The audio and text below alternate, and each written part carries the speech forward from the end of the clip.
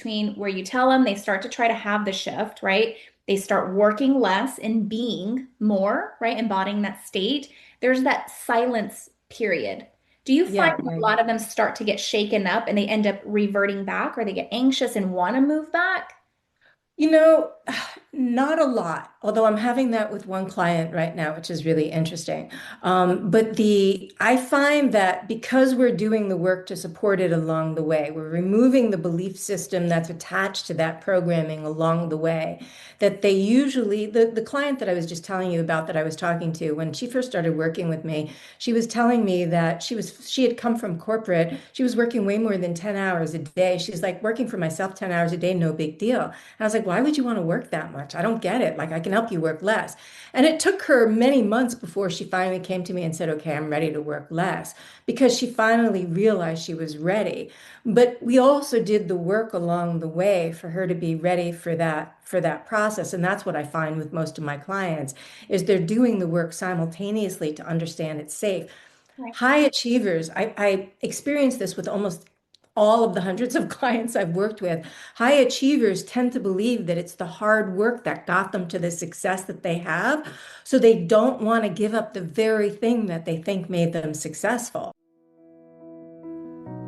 Welcome to the Resilient Minds podcast, stories of grit, growth, and success.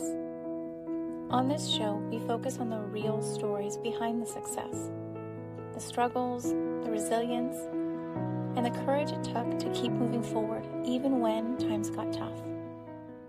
My goal is to provide you with stories of hope and transformation, showing that no matter the challenges, there is a way forward, and you can find it. This is Resilient Minds.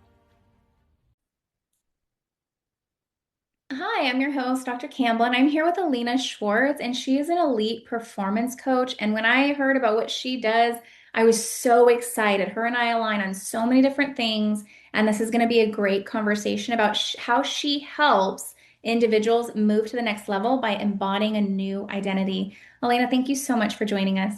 It's such an honor and a pleasure to be here. But well, I know that you are a busy lady. What can you explain to us? What does an elite performance coach do? Yeah, great question. So all my clients are high achieving established entrepreneurs. And when they come to me, they're usually hitting limits in a variety of different ways. And they usually don't realize that they're the bottleneck. It's them that are creating the limit. They tend to think it's something external, like some strategy that they need to implement or hiring more team members or something like that. And all of those things can work, some of the time, but really it's themselves hitting their own upper limits. And what I help do is help them remove those upper limits so they can perform at much higher levels with less stress and ease, with less stress and more ease in their life, so that they're not hustling and grinding anymore. They're working in flow states. And that's what I'm helping them do. Right. I really appreciate that you say specifically flow states because that's what I find too. When you want to get to the next level, sometimes you have to do a little bit less and be more in the flow. How do your clients respond when you tell them stuff like that? They, they don't always believe it's possible. Right. Incredulous, I would say, right? Like, can I actually really work less and make significantly more? Is like, because their experiences, anytime they've taken their foot off the gas, they've watched their business like decline rather than go, continue to grow. So their lived experience up until now has typically been the opposite of what I'm telling them is possible. So until they start feeling the possibility, because it happens pretty quickly, that they can feel a different level of possibility, until they can actually feel the level of possibility, they still remain like, really? Is that really possible? Like, I don't see it. I still don't see it.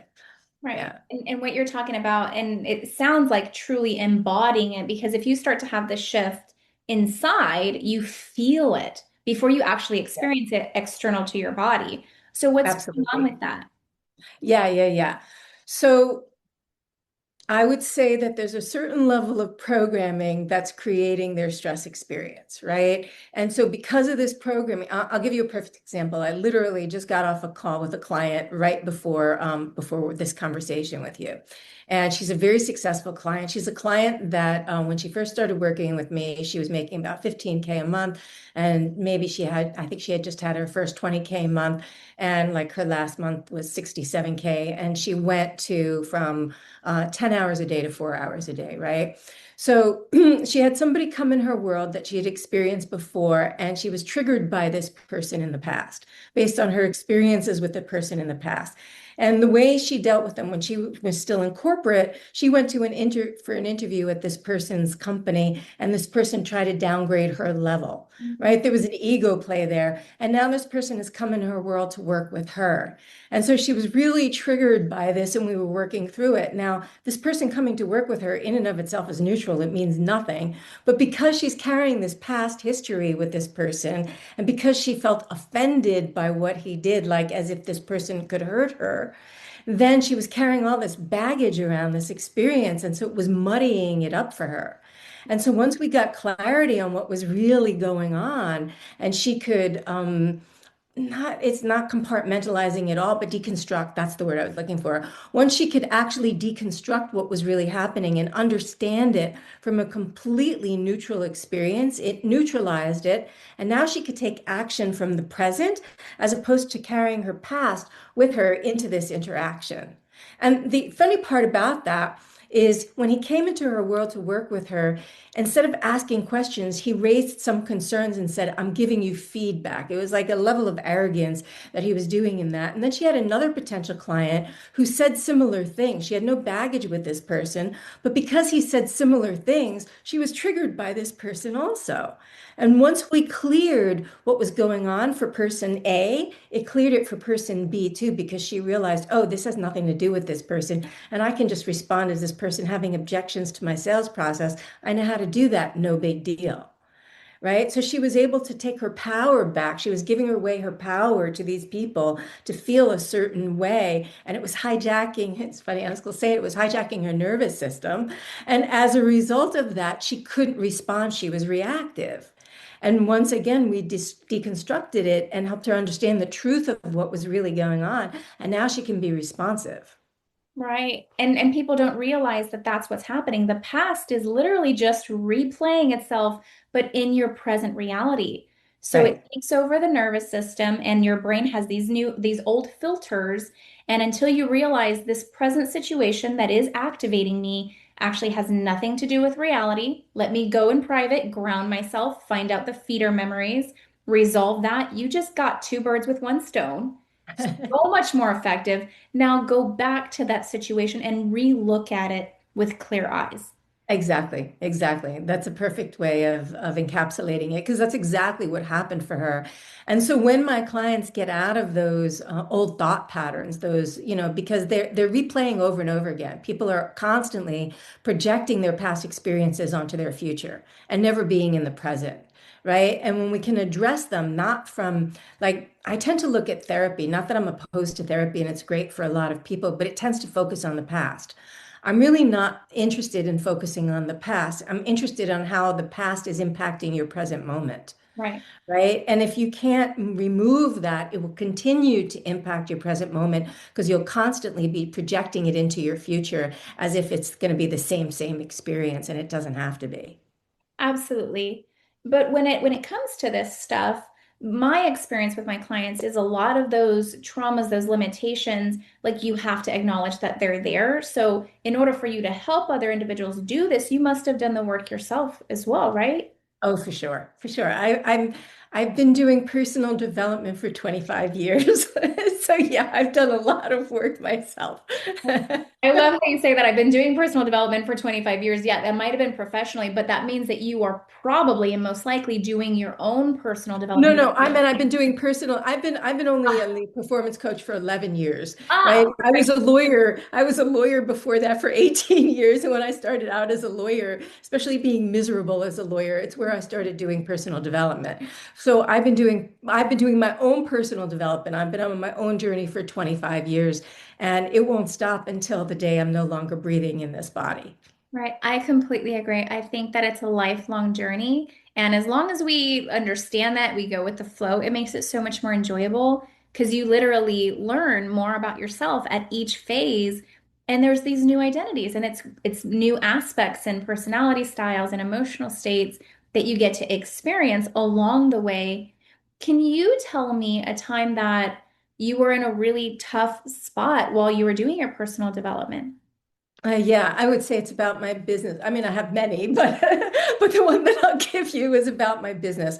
So I've been helping entrepreneurs scale for like 11 years, and there was a period in the first couple of years in my business where I was having difficulty scaling my own business. In my first year of coaching, I'd created over six figures, and then I started to self-sabotage myself. A bunch of old money patterns came back, and I started to self-sabotage myself. And I was having difficulty getting out of the stuck that I was in.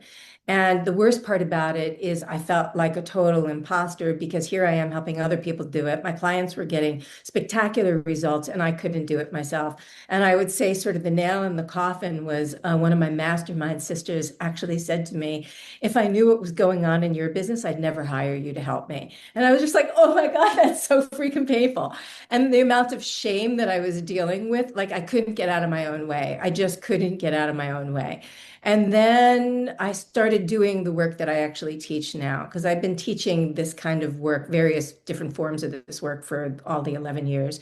And then I started teaching this kind of work, and I have to say, it liberated my mind like I've never experienced. I don't like, I call it an identity upgrade, but the truth of what I believe is that we all are everything we could ever be right now. We just don't have awareness of it. And what's actually happening is that in each of those identity upgrades, we have more and more awareness of the truth of who we are. And that's what it was for me. And in the process of that, I let go of so much stuff that I thought I had dealt with over the years. Of course I've dealt with this. Of course I've worked through that. But here it is again. I looked at it on a completely different level and it allowed me to heal it. And I mean, I had the tangible results for it because in 13 months, I went from working 12, 16-hour days to working 20 to 30 hours a week. 20, yeah, 20 to 30. Now I work about 20 to 25 hours a week. And I seven times my revenue in the process. So once I stabilized who I knew I was, my external outpicturing, my lived experience just completely aligned with that. Right, absolutely. And you said, if you can go back just a couple seconds, you said seven times your income. Seven times my income in 13 months. That is spectacular. I thought that it was cool because I did a very similar thing, but not to that extent. When after I had gotten a divorce, I realized a lot of that resistance was because of lack of self-worth, right? So I applied I used to be in the mental health field. I applied all those therapeutic techniques to myself to uplift, right? And then I started my own health and wellness clinic. But I didn't heal all the way. I repeated in my business what I did in my relationship, and that business Yep. tanked. And I Yep. had no idea why. So I kept digging, I kept working on myself. And throughout that process, I realized that if I was in the flow more, that if I was embodying more confidence, even when things were bad, things would bounce back faster. Mhm, And I was mhm. able to double my income and chop my work hours in half two times each time. So Right, cutting the right. work I love schedule that. and doubling the income. But at the same time, I realized that my identity was shifting each time, right? Hmm, And hmm. so Yeah, for sure. Yeah, one thing because that I'm sorry, go ahead. no, I was going to say, like just a few years ago, I had made a massive investment in marketing. Like literally, it was like a $30,000 investment over 3 months in marketing and got zero results from it. And it tapped me out. It just put me in like no leads from it at all. And I again went into this like panic mode in my business. And what took me 3 years before literally took less than 3 months to like right myself and get back into the swing of things. And it's exactly because of that, because it's like, oh, I understand how to deal with this. I've been through this before. I can deal with this. I don't take things as failure anymore. Now they just give me information and feedback. And because it took me about 4 years to break that cycle the first time. Right. And then I had a very short, uphill after that. But it took me 4 years 3 years to get to that 13-month period.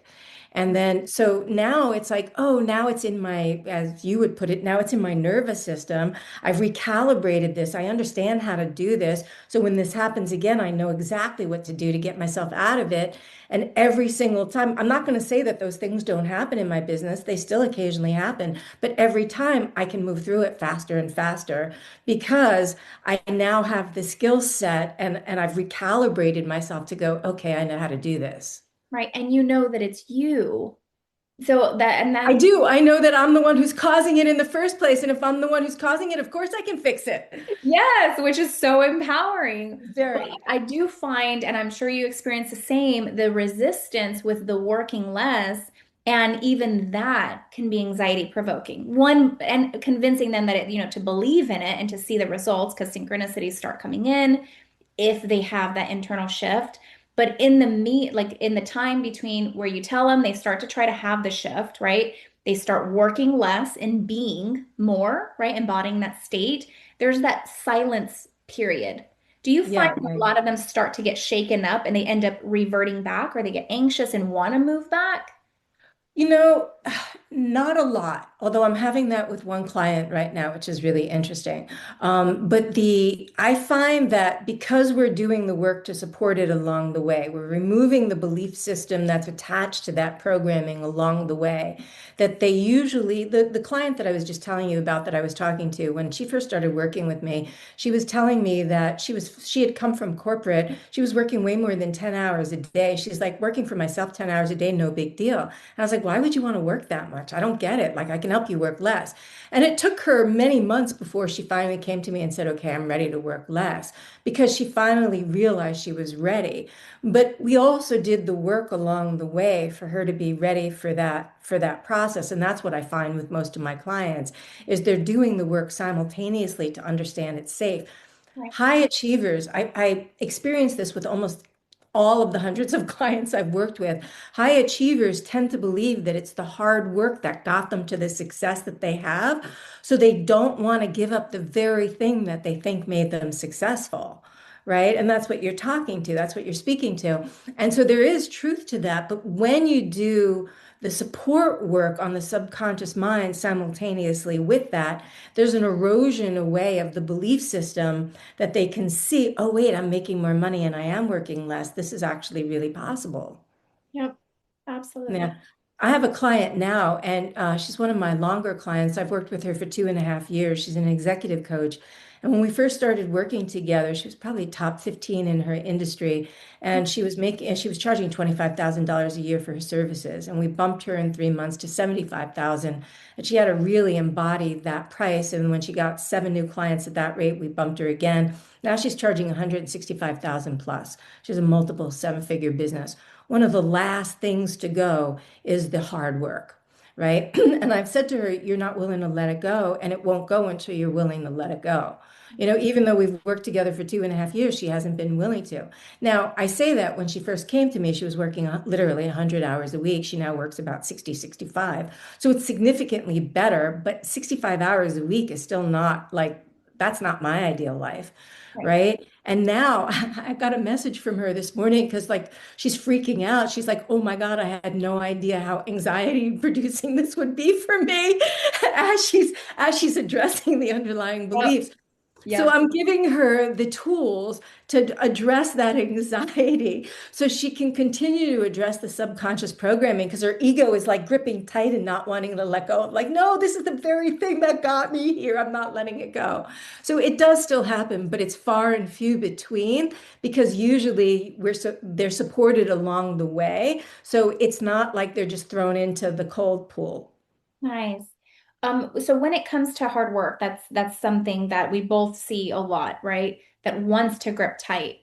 However, when it comes to you personally, what is something that it didn't want to let go of you or you didn't want to let go, and it was very, very hard for you to actually release that to embody the next level? So my parents had a significant, oh, this is really vulnerable. My parents had a significant poverty mentality. And we were very, very middle class. And when they did really well, they constantly lived above their means and they had a tendency to self-sabotage their revenue. They were business owners, they were entrepreneurs, and struggle consistently. So they would do this pendulum swing, make money, lose money, make money, lose money, make money, lose money.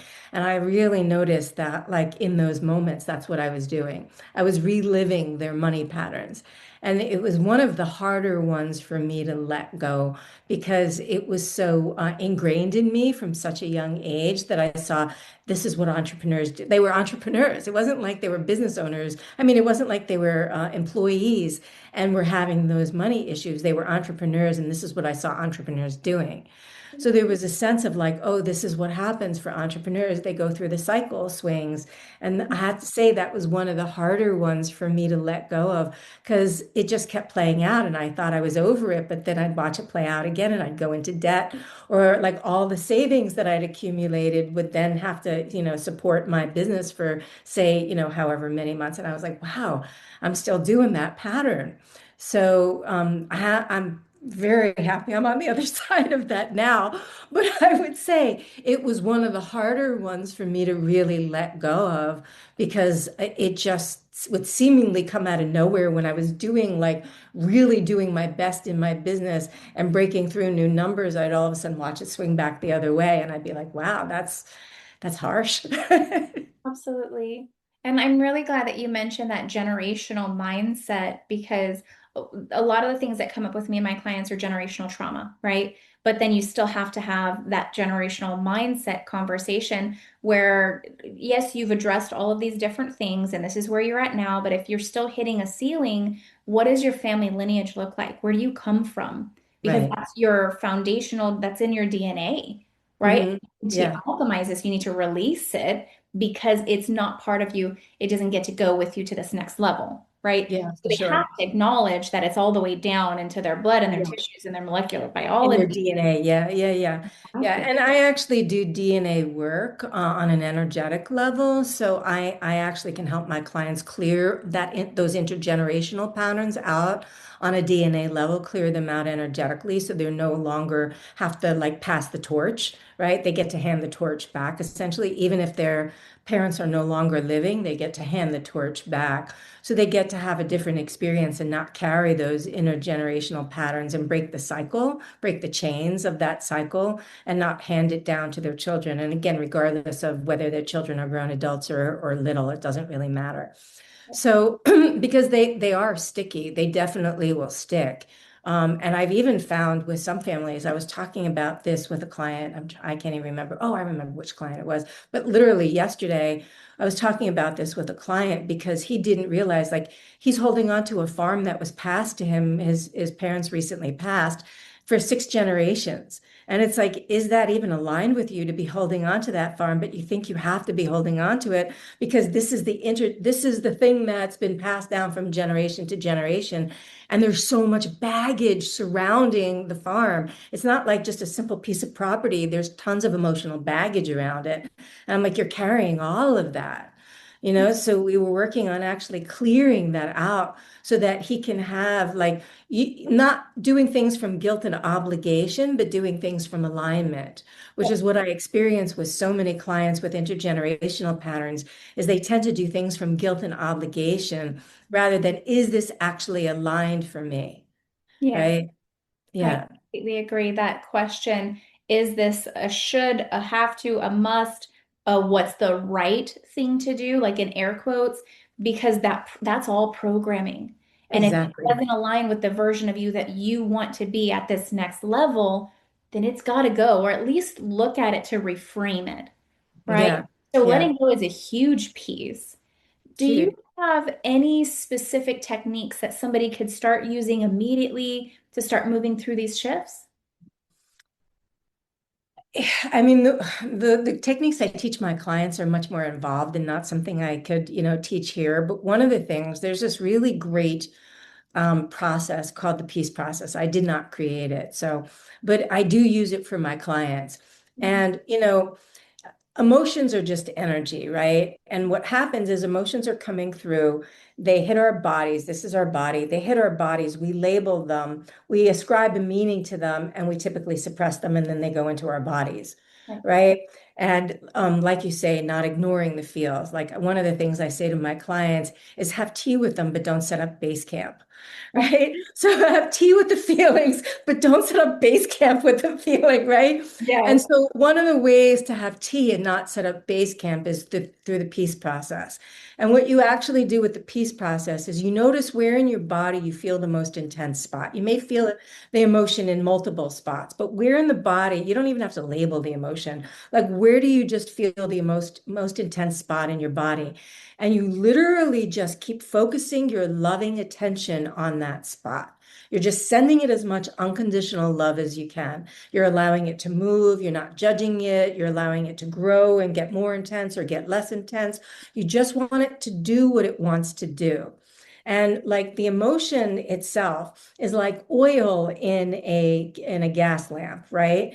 And your loving attention is like the flame. And we don't know how much oil is in there and how long it's going to tend to burn off. And the intention isn't to try to get rid of it. Like I've literally once had a client say to me, Alaina, I've been meditating on this for 3 days to get rid of it and it won't go. And I'm like, well, what we resist persists. Of course it won't go, right? So you don't want to try to get rid of it. You just want to keep your loving attention on it. And if it moves, let your loving attention follow. And then when it feels like it dissipates, then you go back to the original thought. Does the original thought feel neutral or is there still a charge there? And if there's still a charge there, you go back through the process again. Where's the most intense spot in your body? And you keep your loving attention focused there. And you keep doing that until you think about the thought and it's completely neutral. Now you've neutralized the feeling and it's no longer hijacking you. And you have clarity of thought about what the issue is and can think about it in a different way. Right. This is so how long does this normally take when you do a quick exercise like this with somebody? 15 minutes. Yeah. Generally, it could be about 15 minutes. I had a client going through divorce and having business problems. That one took an hour, but that was the only time that ever took an hour. The vast majority, usually within 10 to 20 minutes, it's like completely neutralized and they feel completely different about it. And you're not trying to spiritually bypass it, Right. right? You're not trying to positive your way out of it. You're actually just allowing it to naturally dissipate because you're not resisting it anymore. Right. And that I find that too, the more you try to resist it, like you're saying, get out of me, release, detach, then it's because you have avoidance, you're suppressing its ability to move. And Right. so by just acknowledging it, and the other day I had a pang in my left chest area, and I recognized it. I put my fingers there, and I did, what you're talking about. It wasn't, intentional. I wasn't doing this exercise, but I just recognized it. And when I put my attention there, these images and these thoughts and the stronger sensation, it started to amplify it. And this is where we're, having a conversation with our body, which speaks in sensation.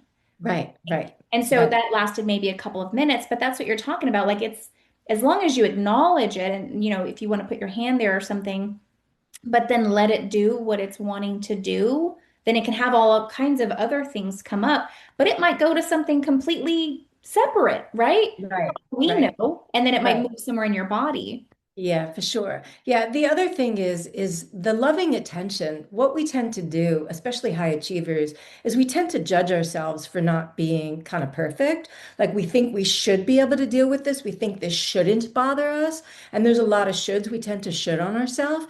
And so because of that, there's a lot of self-judgment that happens. And so using your loving attention, focusing your unconditional love dissipates it quickly because you're no longer in self-judgment, right? And that's really the key is that you get to be more in almost that witness state as opposed to that self-judging state, which allows energy to move quickly through. Absolutely. Well, I really appreciate your time today, Alaina. Thank you so much for joining us. It's been an absolute honor, Jacqueline. Thank you so much for joining. Your time and your focus are your most valuable currencies, so thank you for giving that to us today. Our guest contact information will be in the description below, and don't forget to like and subscribe. But please, if you know someone who's struggling, stop right now and send this video to them. The struggle behind growth and success is real, and they need the support to make it, because the strongest minds are the ones that healed. So don't forget, lead louder, feel deeper, and stay resilient. Until next time, this is your host, Dr. Campbell, on the Resilient Minds podcast.